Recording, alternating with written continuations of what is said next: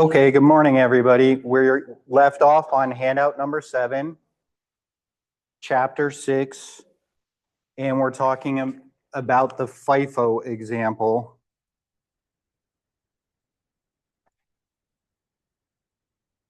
And as you remember, FIFO is first in, first out.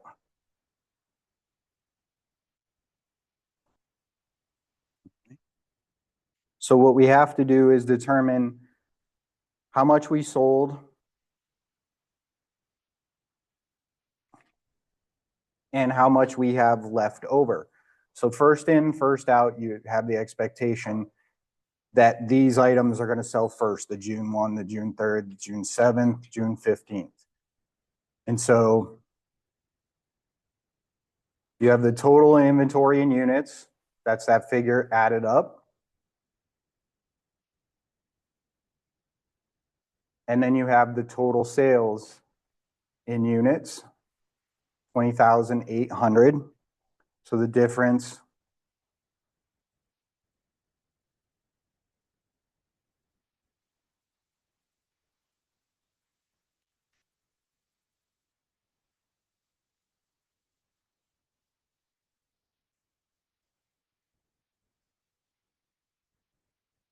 so we have 26,000 minus 20,800. And that's going to end up equaling 5,200. And so since this is FIFO, we want to count backwards and look at our purchases. So on the 22nd, we had 2,000 that we purchased. All of those 2,000 will be part of the 5,200. So we have the purchase June 22, all 2,000 units would remain. And these are at $3.50 per unit. And then we count back from the June 15th purchase.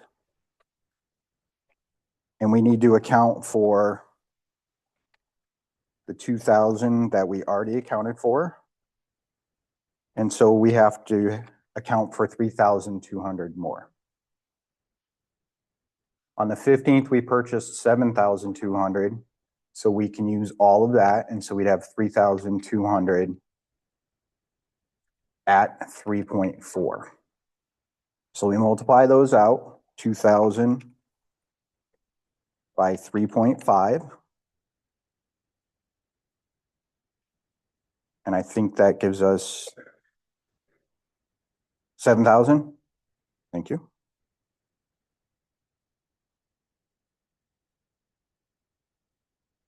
And then we have 3,200, and we multiply that by 3.4, bless you. And that should be 10,880, but somebody check my math. Okay. And so our total here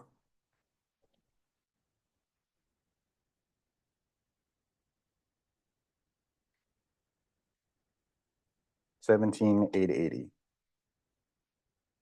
or D.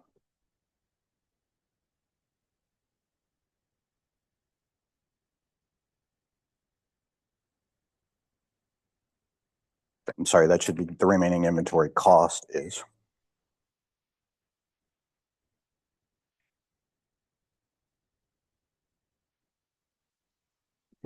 While you guys are catching up, we're still working on handout 7, but I saw a few of you come in there. Nope, that's the next one. I think I saw it.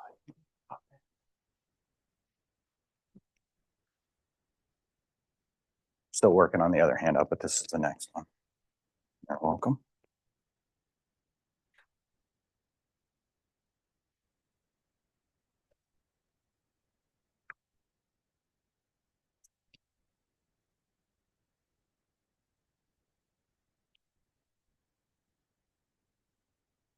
Any questions?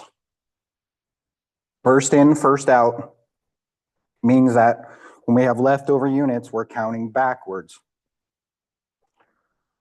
Right? And so now we're going to look at a LIFO example, and we're going to look at the same thing, only this time we're going to have it in LIFO.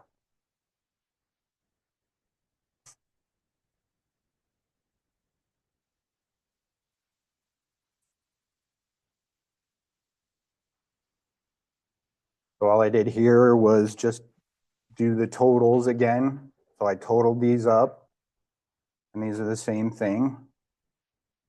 And so the difference in units,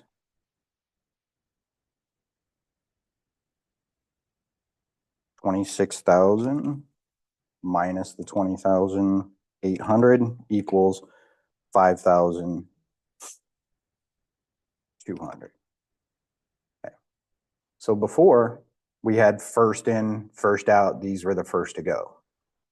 Now we're counting backwards, and the last in are the first ones to go. So selling wise, we know that these units are going to be sold first, then these, then these. And so we need to go to the beginning. And so at the beginning, we had June 1 beginning balance. Those units will still remain 3,200. And we're going to multiply that by 3.2, which is our cost. And then we have June 3rd purchase.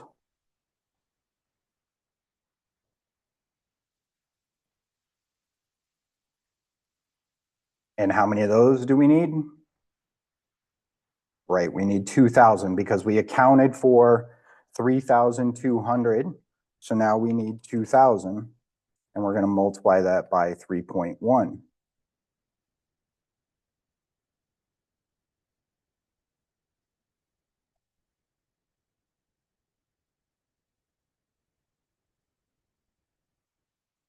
So we multiply these out.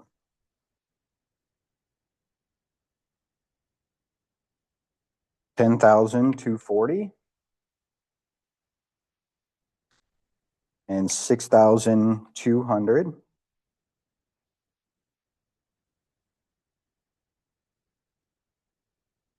And we have our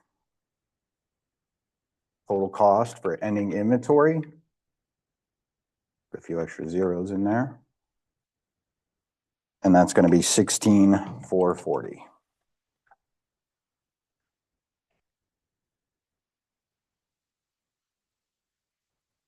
Our letter B. Oh, sorry. A, thank you.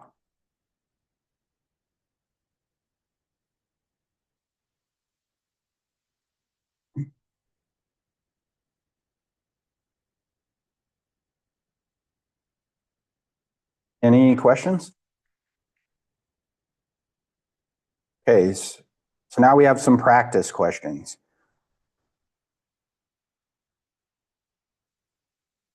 So I'd like you to take about a minute, and then we'll go over the first practice question. Read it, do your best to make a educated guess or calculate the answer if you know it.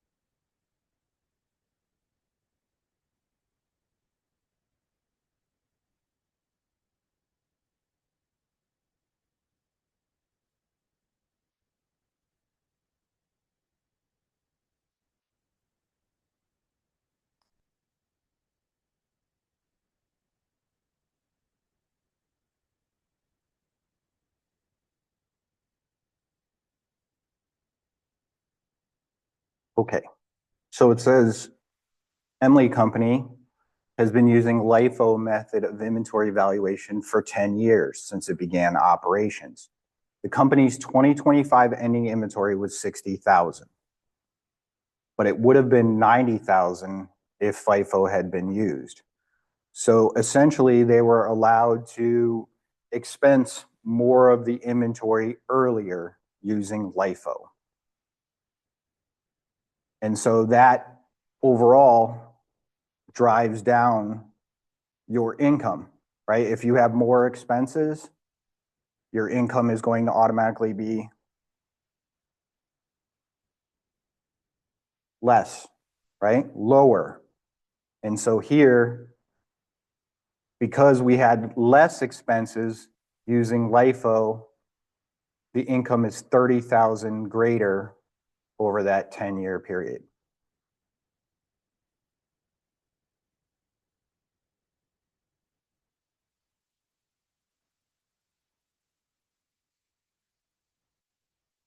Okay, try number 2.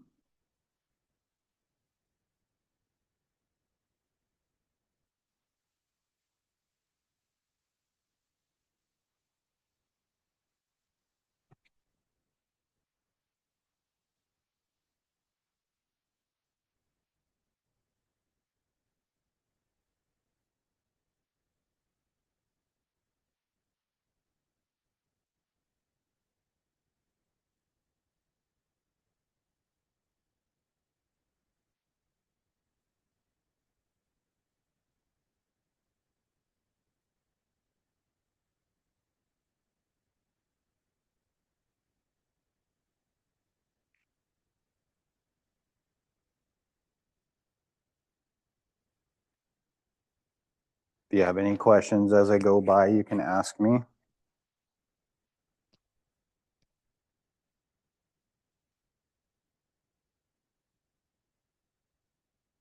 Try to frame it out using what you know and what you need to figure out.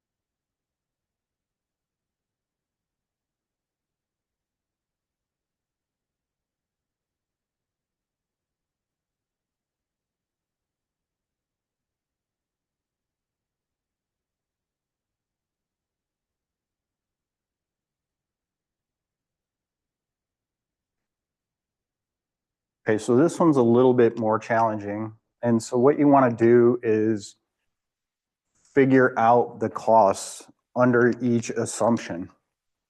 And so it says we have 500 units at $4. And then you had 300 units at $2,800.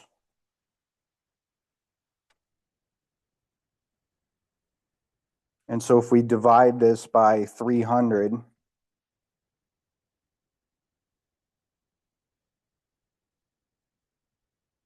that gives you approximately 9.3 per unit. And so we say, okay, let's figure out how much was our cost. And so how do we do that? We can take our sales. How much was our sales?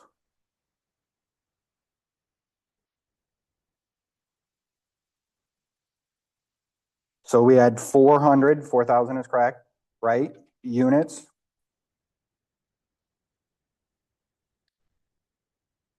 Times $10 per unit.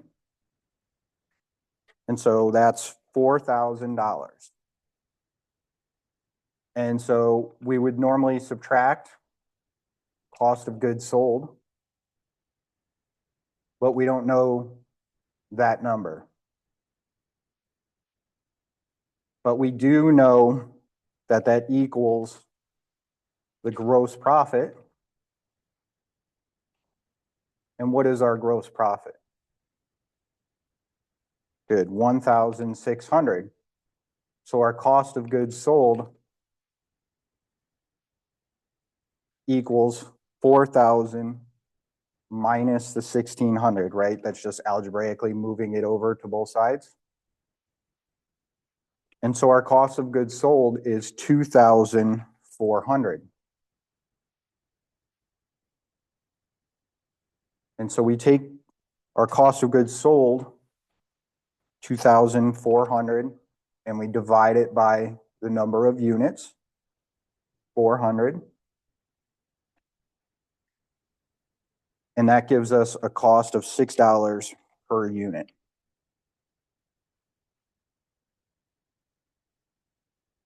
Okay, so it's not directly FIFO, right?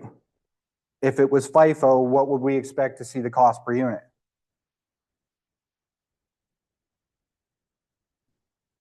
You can say it a little bit louder, you were correct. Didn't you say it?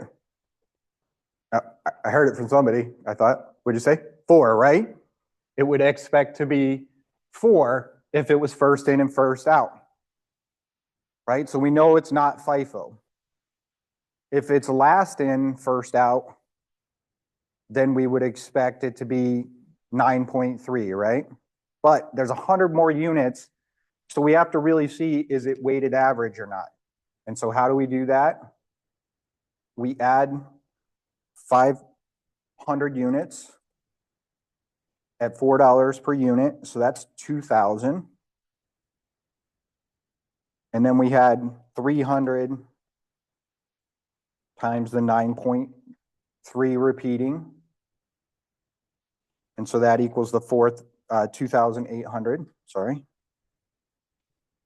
And so our total cost of goods available for sale equals 4,800. We divide by the number of units, 800. And it ends up being $6 per unit. And so they used weighted average.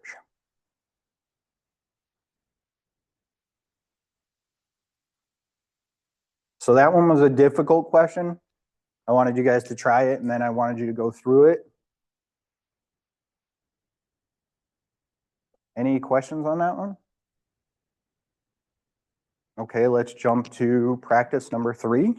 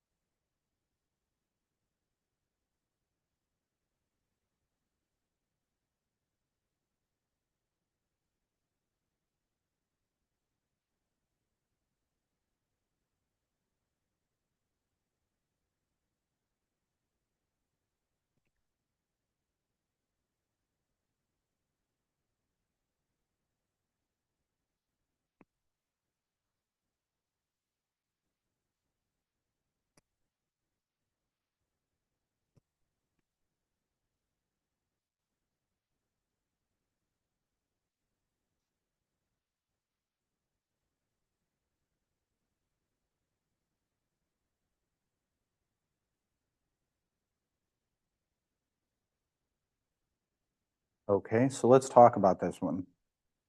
What formula can we use to figure this out fairly easily?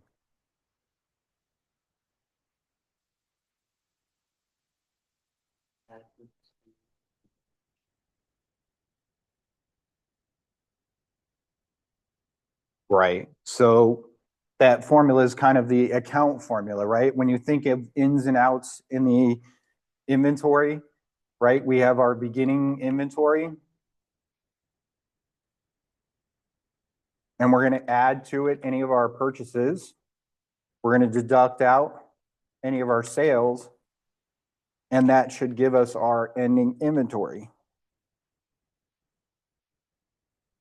Now that equation works for whether you're working in units or you're working in dollars of cost, right? So our beginning inventory was 80. We add to it 480.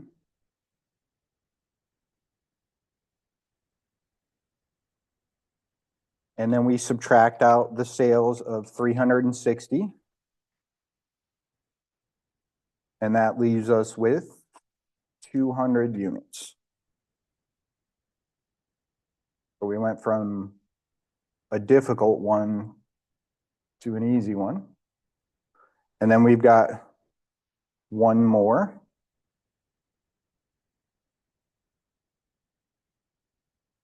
And so we'll do this one by parts. So I'll give you 2 minutes to do or 3 minutes to do the first part, specific identification.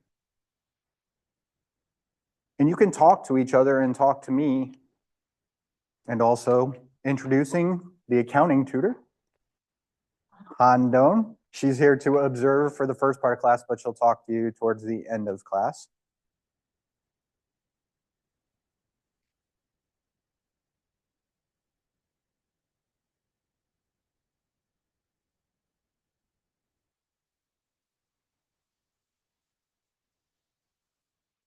If you want to slide that up and talk with Josh while you're going through this one, I think it would be helpful for you guys to bounce each ideas off each other. Well, I think it'll help you. Come on up here. I'll introduce you.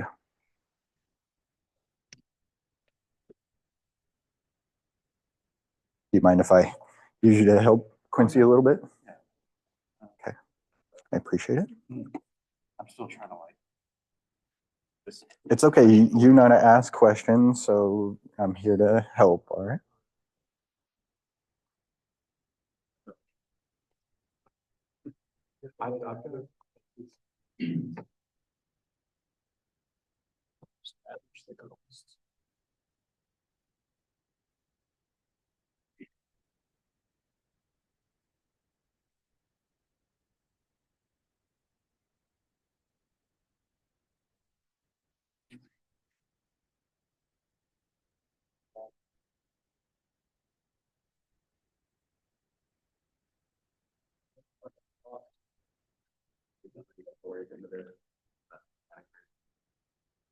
You guys have been doing really well.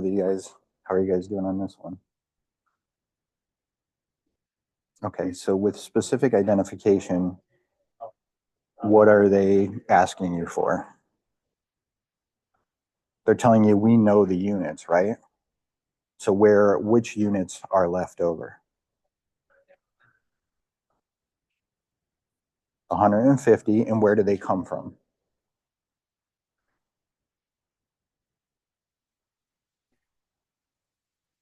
It says it right after. Right. So that's it. You just take 50 from each. How we doing, guys?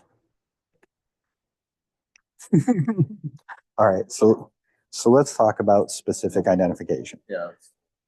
Okay. So specific identification means they tell you what units that they have left over. And so it's a matter of just finding the cost with those specific units. So how many units did they tell you they had left over? It's not too bad, right? So how many are left over? Because it tells you. No, that's the total of how much they purchased and how much was available. So they sold 150 units, right? I mean, I'm sorry, they have 150 units left over, right? So where are those 150 units coming from? They tell you right after.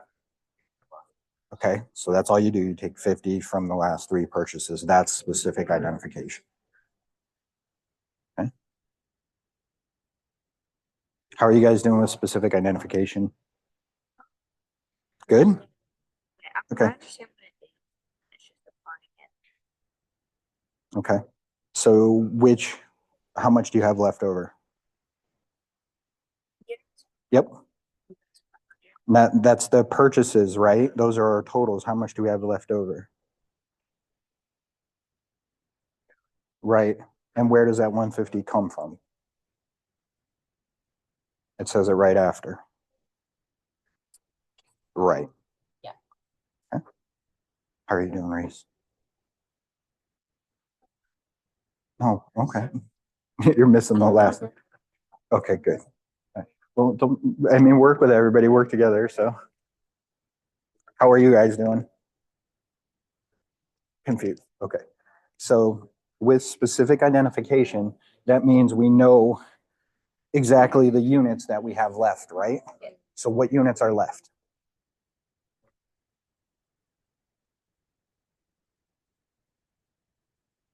I'm sorry?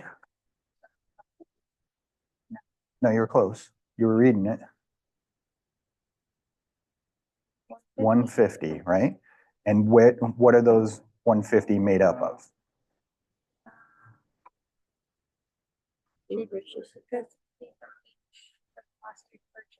Right, 50 from each of the last three purchases. So specific identification provides you the information on which of those purchases it came from.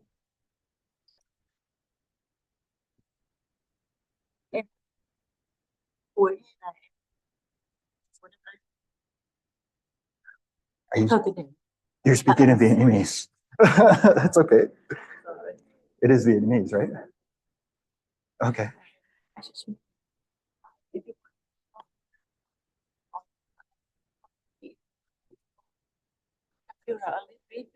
Yeah. Tutor. Yep.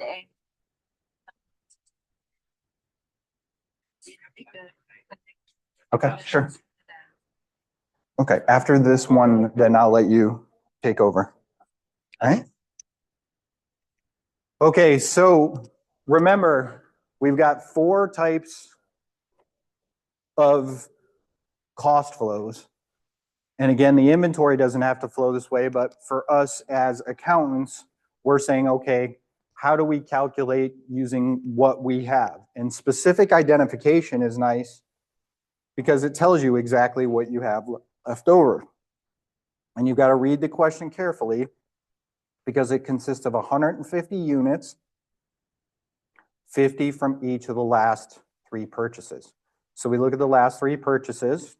So December 19, we have 50 units left. And that was at 2.90. And then from October 3rd, we have 50 units. And those are at 2.80. And then from July 28, we have 50 units.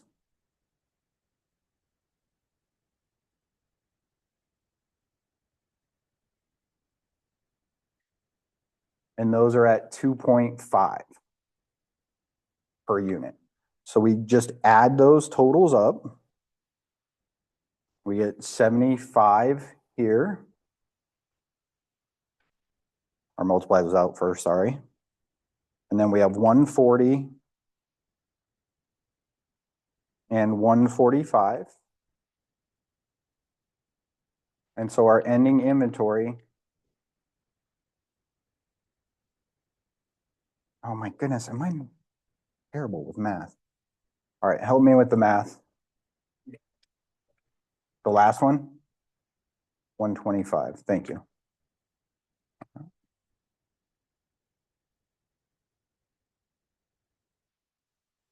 So we add this up, 125 plus 140 plus 145, and we get 410.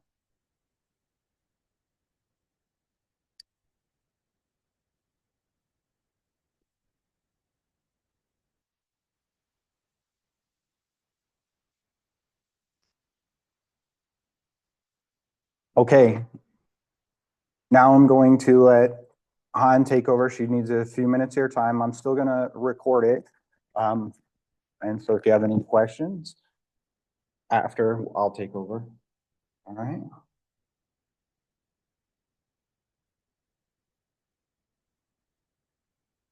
You just need the front page, Tamit.edu. Yes.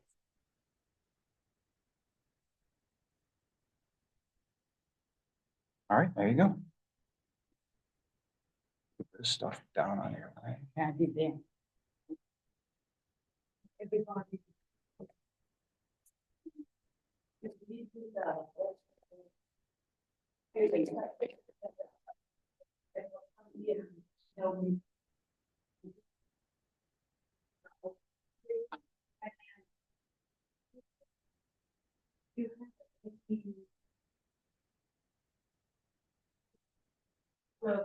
With these subject, you can have to leave, but you can go there for another. Which student, I know that you need to write a lot.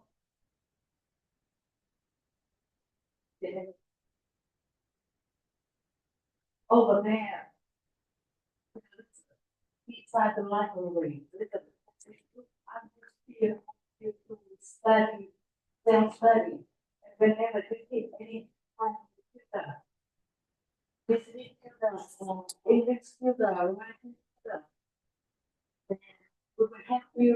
The most thing I student is we.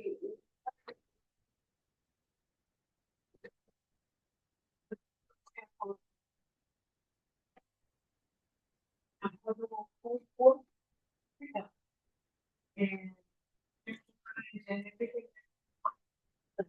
I think it's helpful, but if you have some to the section over there, you know, you have because inside the library, you get a lot of book, textbook too, you know, and then you can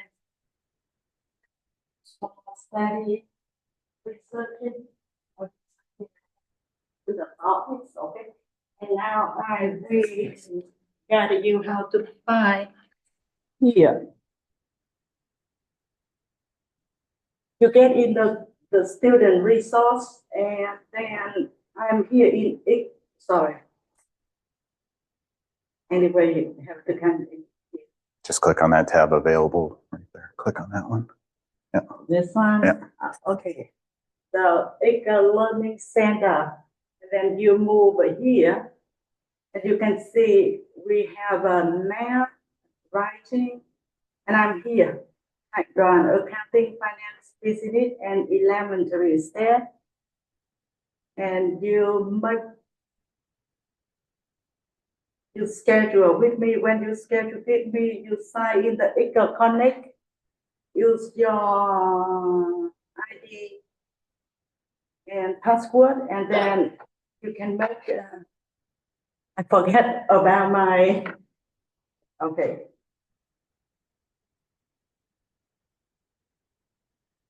I can use mine if you need me to. Yes.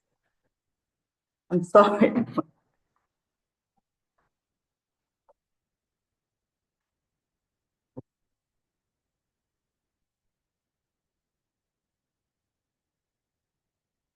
Thanks for the position.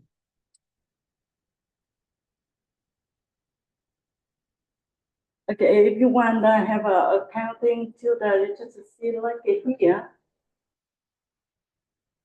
Accounting to the and continue. And you can see my working times. You show up Monday and Wednesday. Yes. Yeah, Monday, Wednesday. The section, for example, and then you. Click on the 14th one. here, you have a, for example, you want to go there at 9:30 to 10 a.m. and 10 a.m., you can select one of them and then you choose the location. You can, we can choose the online or in person. I prefer in person. And if you have some, for example,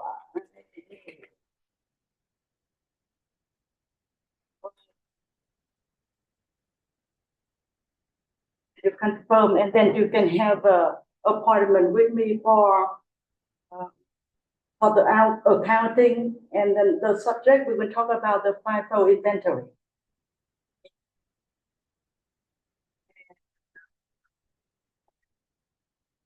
Like this one.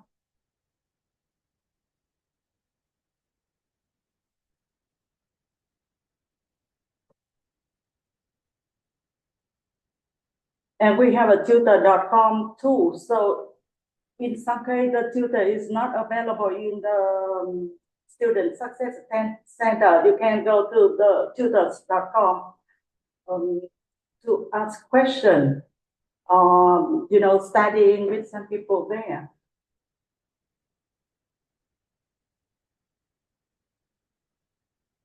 And any of you, if you have the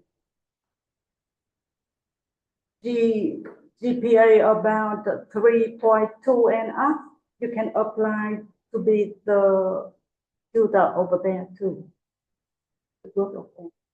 So Great. that is all I can All right. introduce about. Anybody have any questions for Han? Okay, thank you very much for coming and we appreciate your time and I'm sure some of the students will come see you. Okay. All Thank right. you very much.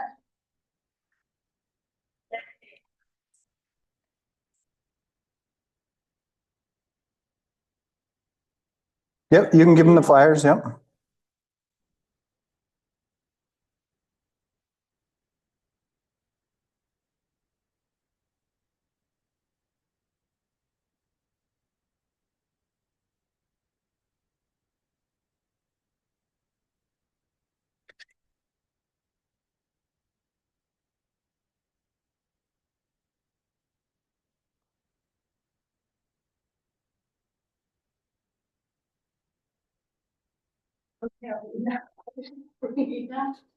So some of you can go to the library and to the office. And then you can have a book.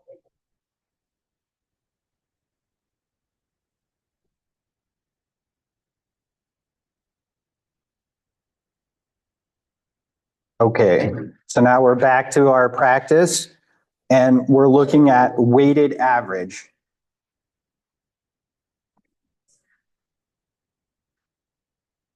Now I'll give you guys about 2 minutes to do this one. And we're just looking at weighted average. Go back and look at your formula.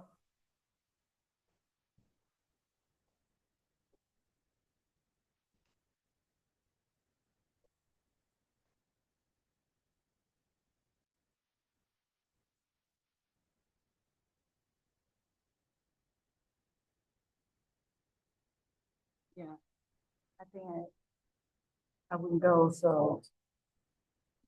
Yeah, maybe another time I will come back to your class. Okay, All right, sorry. no, it was great. Good job, thank you.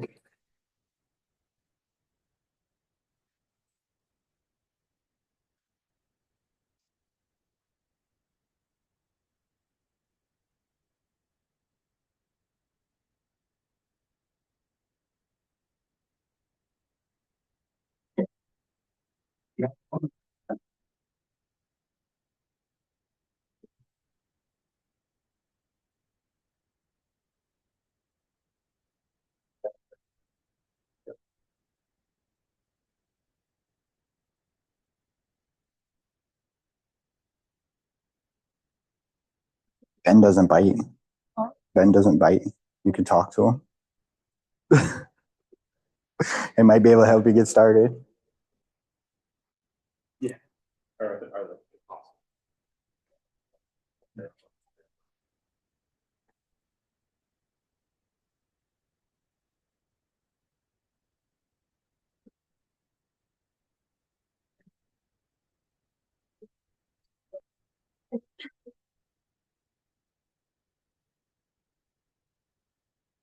Sure. Here. That was dividing the 2,800 by 3 Oh, okay. so that we can figure out the per unit cost. So, yeah. 96 up to his gain. So you don't need to calculate a weighted average for each one, right? Because this is a periodic, so you can just do one weighted average.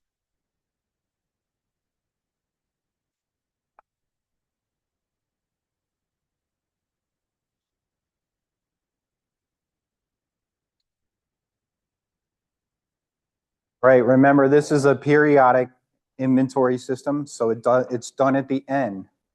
So when you're calculating the weighted average, you don't need to calculate it for each one. You can just take it for the total.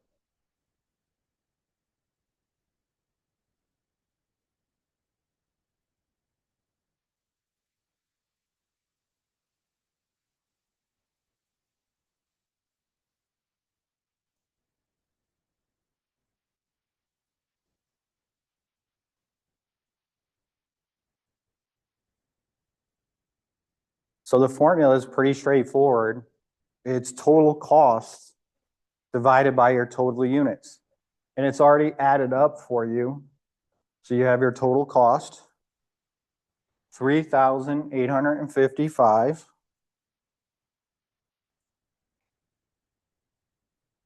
And we're going to divide that by our units, 1,500. And that gives us a cost per unit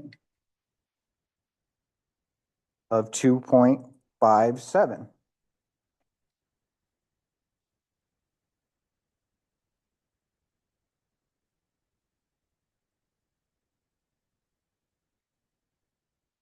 How many units are left over?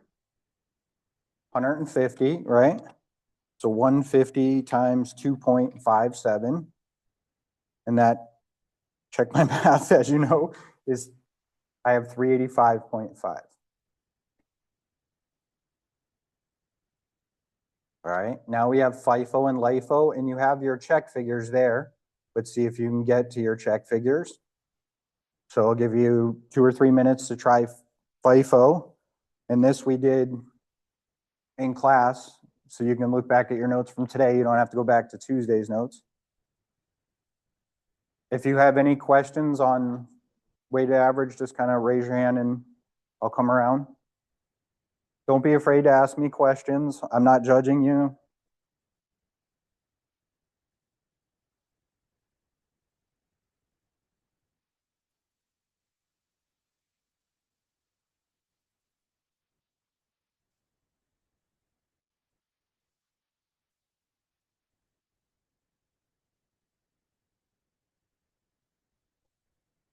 Go ahead.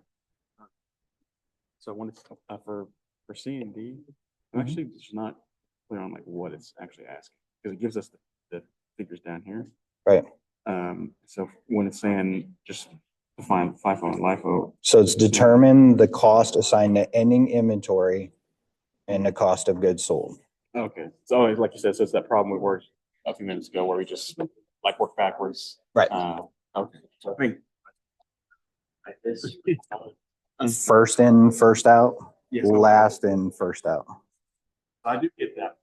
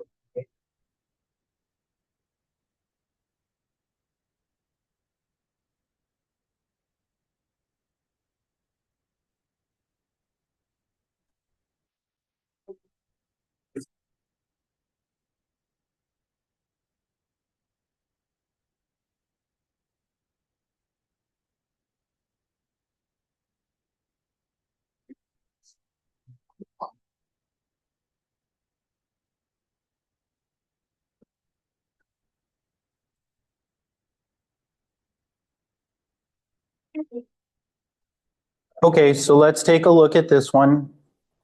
First in, first out. So when we're looking at it, our beginning inventory and the early purchases are what we expect to sell. So in this case, we just look at the last grouping.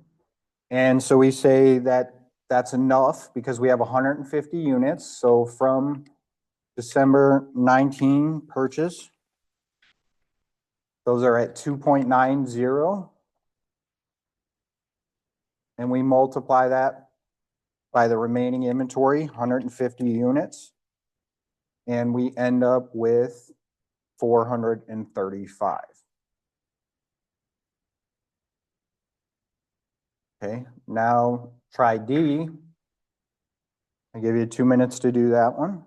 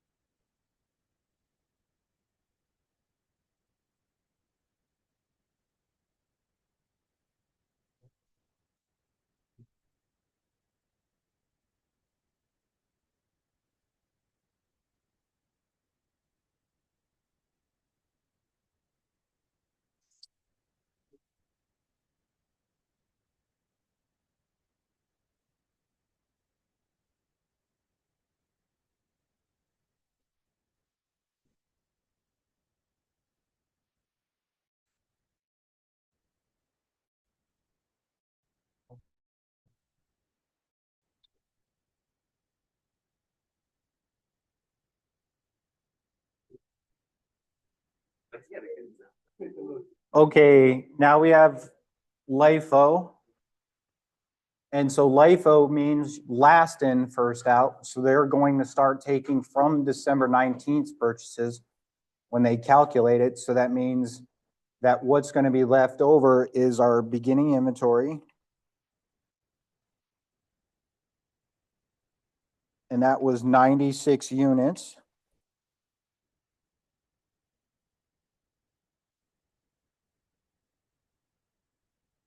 At $2 per unit. And so that's 192.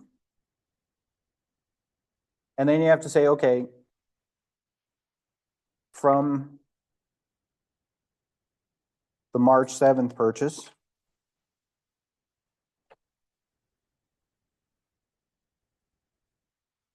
we had 150. We have to subtract 96. And so I believe that's 54. So we have 54 units. And at the March 7th price, 2.25. So that equals 121.5. And so our total ending inventory is equal to 313.5. Now, I didn't ask you to do the second part in each of these, which it asks to find the cost of goods sold. And so I want to remind you, the cost of goods sold formula is your beginning inventory plus your purchases, and that equals your cost of goods available for sale. What number is that for us? Well, that's the units, but I want it in dollars. 38.55, good. 3,855 is our cost of goods available for sale, right? Because that's our beginning cost plus all of our other costs, okay? And so what you do is you subtract out less the ending inventory, and that equals your cost of goods sold. So if I want to find my cost of goods sold for each of these, equals 3,855 minus the 410.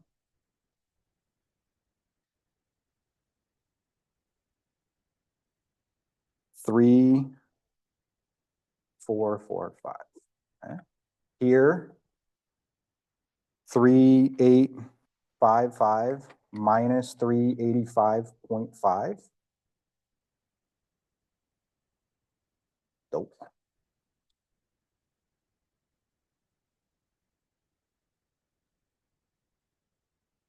So we had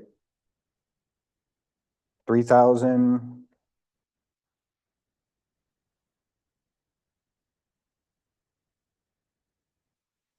$469.5.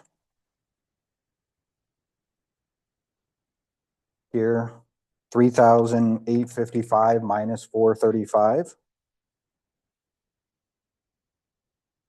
3,420, thank you, man.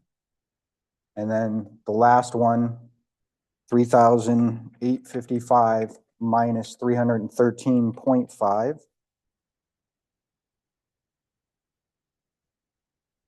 3,040? 41, okay, so we'll just round it, 3,041. Okay, so that was what it was asking you. It was asking you both the ending inventory and then the cost of goods sold. In this case, it was easier to find the ending inventory and subtract it from cost of goods available for sale because it was given to us.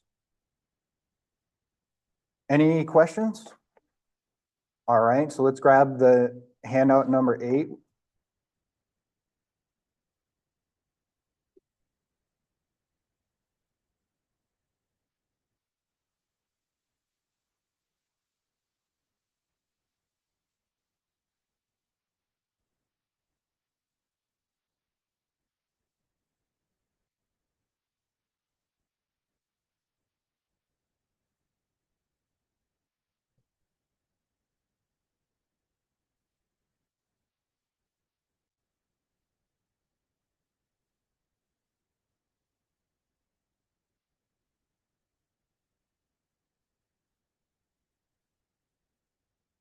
So I don't know if you noticed, but the feedback that I got prior to chapter 5 was kind of the longer questions were harder for you to follow and then apply to the test type questions. And that's so why in chapter 5 I focused on a lot of practice questions, and then I did a lot of those practice questions in class.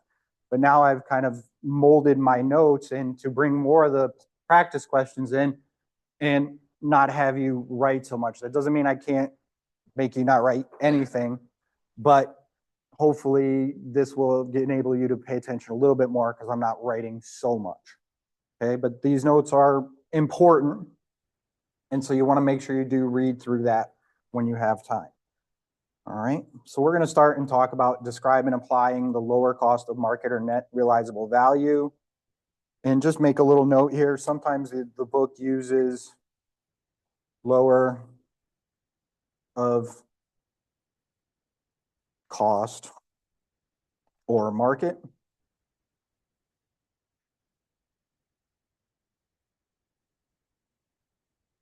And I'll talk a little bit with you about the differences. So some notes for you. When inventory revenue producing ability, which means what they can sell it for, with some reasonable costs, drops below the cost, the inventory should be written down in the period that the loss occurs.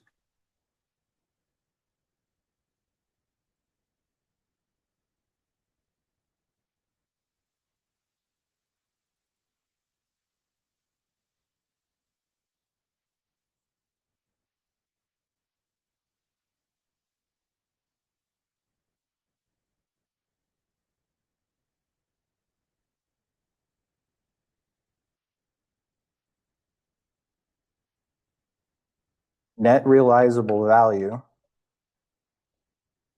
is equal to the estimated selling price in the ordinary course of business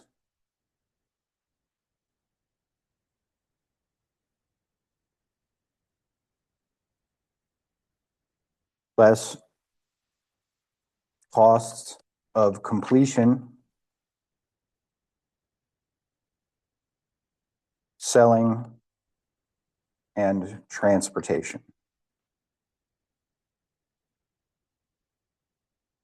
If the seller pays.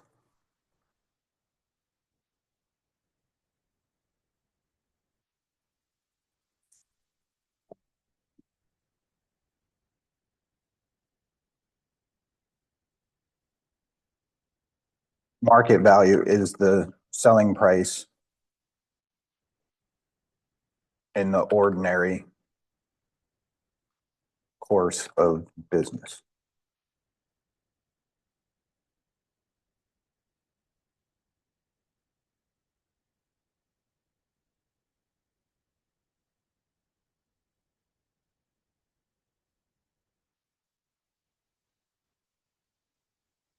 I'm just going to walk around and make sure that everybody has enough time to write this down. Don't feel like you have to scribble or rush.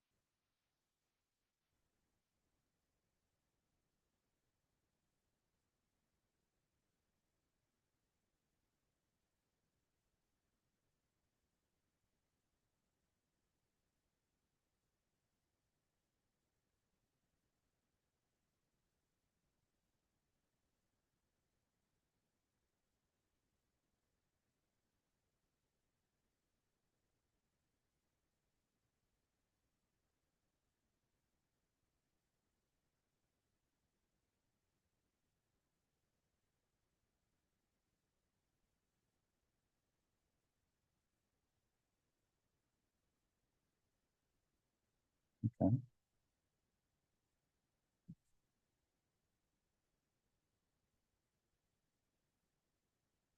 There are three methods to applying the lower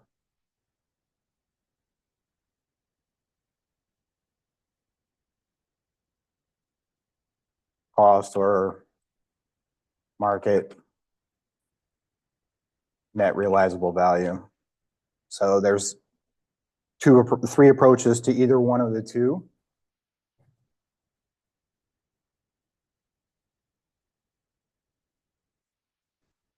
And they can apply it to each item individually.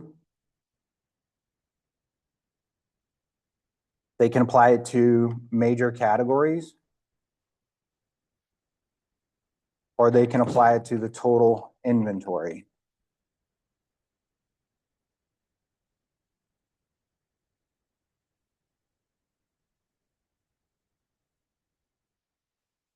Companies should use the first approach if it is cost effective.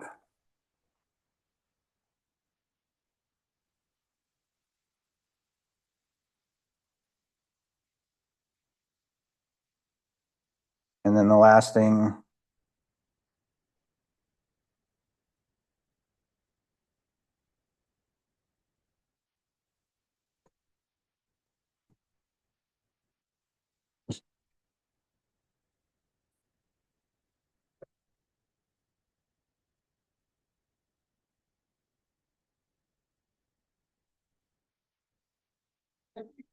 bless you.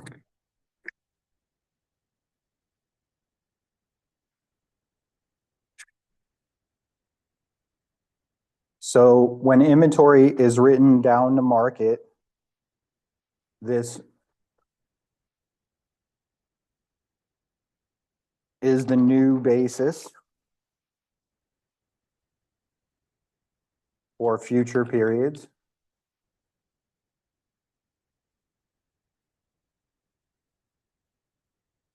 Under GAAP, if the market or net realizable value increases, inventory is not written back up.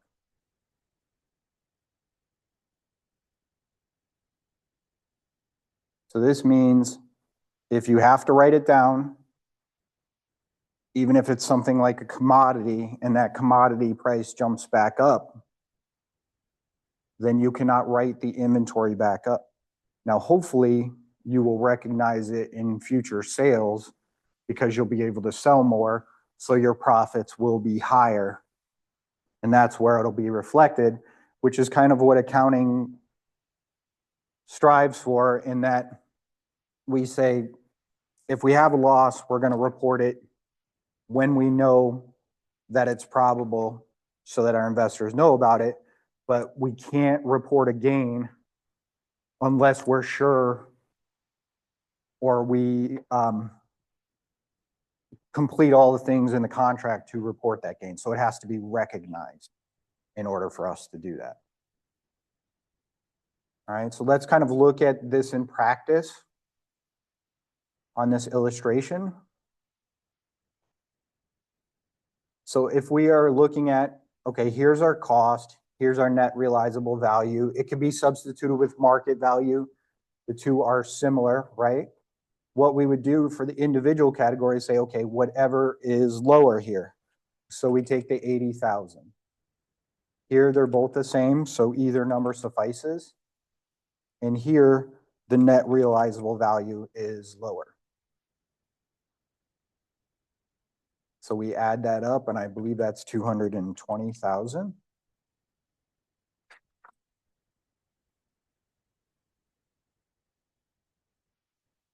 Here, our peas, 72,000 is the lower. And our mixed vegetables are 92,000. And that's 164,000.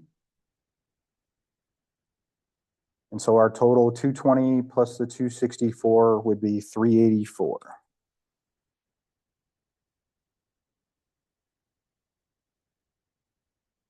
So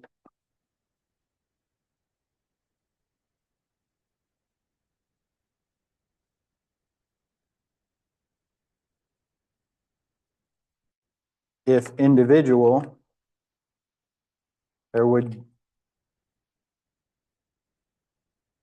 be a loss of, take the 415,000, subtract out the 384,000, and I believe that's 31,000.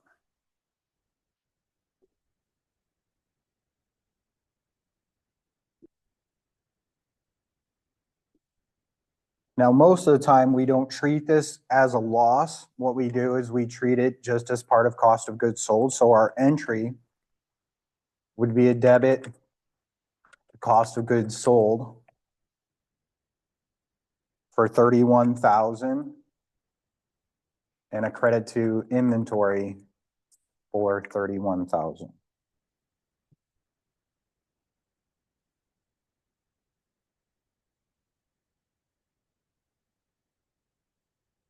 Okay, we'll wrap up this example quick and then get you out of here. So if we were just doing major category, we would ignore the individual and we would just report the lower of the cost or the net realizable value for the major category. So here we have total frozen and total canned. And so we have 230,000. And down here, we'd have 164,000. And so this would be, sorry, 394.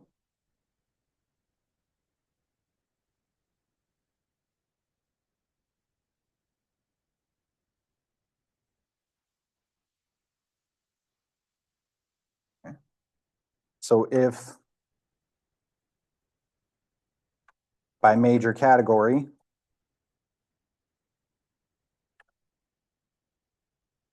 we'd have 415,000 minus 394,000, and that would equal a $21,000 loss.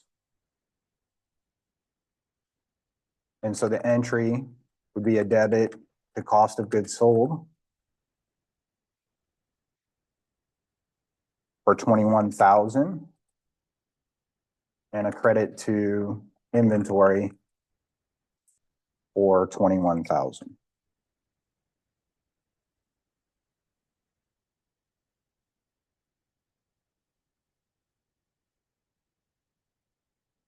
If we do it by inventory total, just taking this total here, 415,000 or 424,000, it would be 415,000.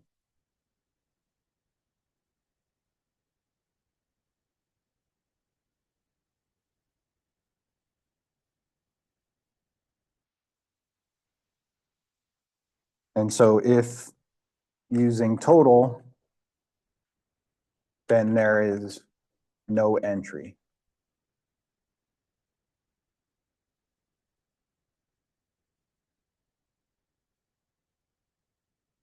Does that make sense?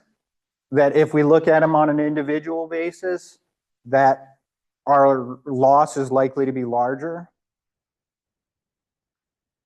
The answer is yes, because what happens is that you have some that decrease, but you also have some that are okay.